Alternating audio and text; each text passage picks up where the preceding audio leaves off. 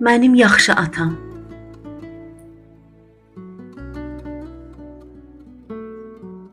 Yay idi, oxu bitmişdir. Atam ilə mən dəniz qırağına getdik. Bir neçə gün orada qaldıq. Yaxşıca gəzib dolandıq. Hərdən isə oynayırdıq. Bir gün atam dedi, bugünkü oyunumuz daş tullamadır.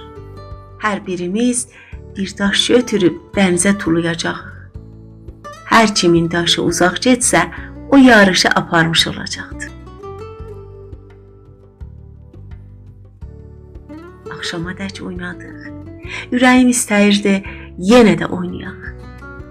Yalnız dəniz qırağında heç bir daş qalmamışdır. Onların hamısını dənizə atmışdıq. Üzüntülü olaraq evə qayıtdıq. Atam ilə bircə gecə yeməyi yeyib yatdıq. Erkən uyğudan qalxanda gördüm atam yoxdur. Hər yeri atamı gəzərək dəniz qırağına çatdım.